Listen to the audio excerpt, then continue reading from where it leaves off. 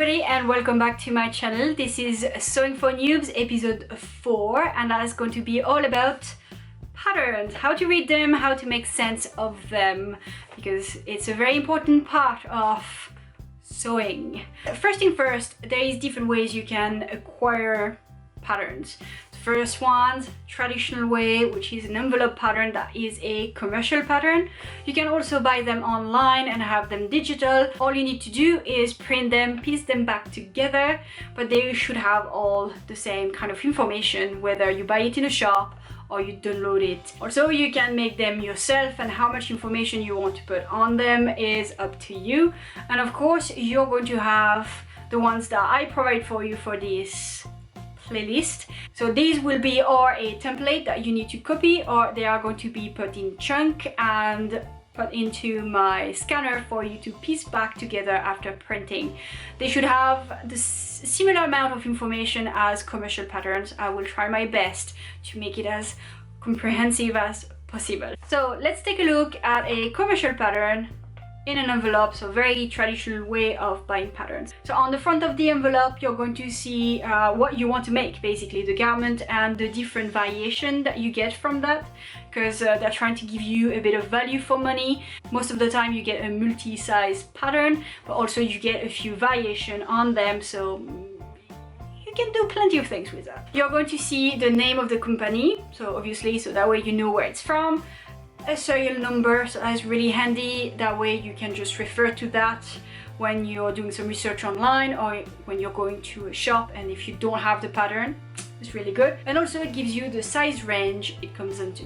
So sizing, let's touch on that for a little while, because sizing can be extremely frustrating when it comes to commercial patterns.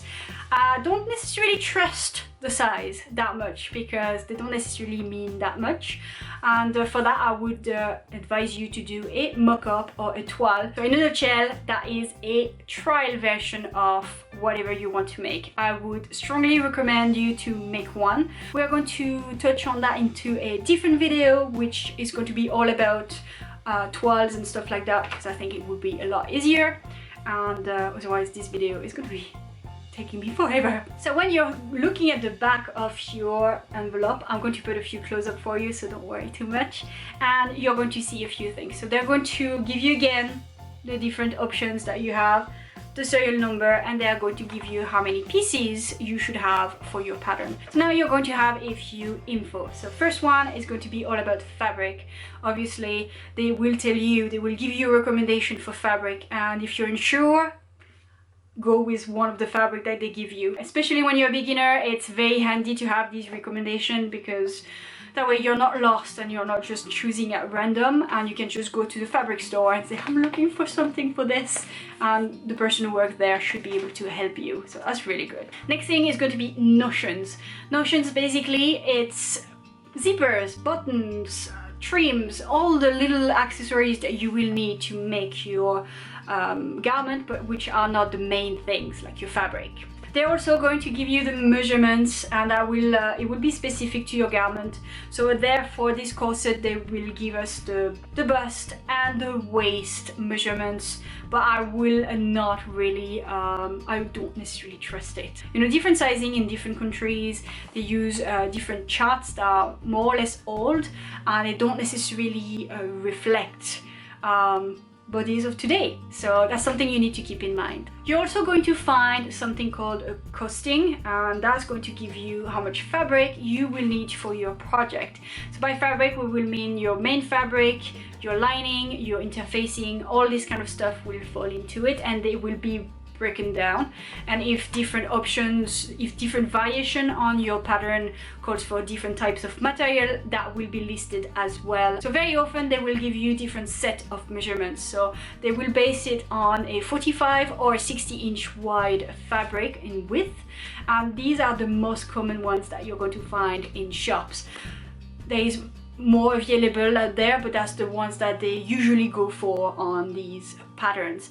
If you're looking for them in centimeters, so a 45-inch wide would be 115 and 60-inch would be 150. So they will also give you the costing depending on whether it's a plain fabric or one with a motif.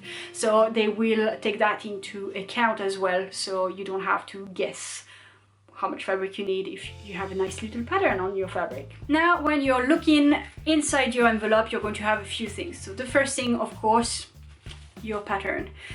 They usually come in multi-size, so all the sizes are being put together. So you have different sizes and you have different ways you can use that. So this is tissue paper. Sometimes they will come into a sturdy white paper, and that is usually called a master pattern if I'm not mistaken, and that needs to be copied off. You're better off doing that. So for tissue paper, or you can cut the pattern pieces to your size. It just means that you might waste some of the sizing, you will lose them. Or you can just cut the bigger size and just fold everything to the size that you need. So that's something that you can do to preserve all the different sizing available. It's just going to take some time, especially around curves. And my preferred option is just to copy it off on a new piece of paper, so I have the pattern that I need, and if I need to change things, I can do it on my new pattern. Because, you know, I've paid for a pattern, I've paid for a range of sizes, I want to have the options to use that range of size. So that will really depend on your views on the matter. Then you're going to have something like that. So this is very, very important. It will give you your instructions, but not only. So it will give you a little breakdown of the different pattern pieces that you will have. They will show you how they look like, and you're going to notice one thing. There's going to be an arrow on each of these pieces. That is to give you the grain line. Basically, it's to tell you how to place it on your fabric, because there is a way you have to place it. Your fabric has a direction in the way it's been woven, and that is very, very important. Don't deviate from it. You can deviate from a lot of things, but not really the grain line, because that can make or break your project. It will also give you a cutting layout as well. So it will tell you how to place them on your fabric so you don't waste your fabric, because fabric is not always cheap. So you might as well make the most of it. It will also give you a glossary, and that will tell you what every little symbols mean and what you need to do when you come across one of them.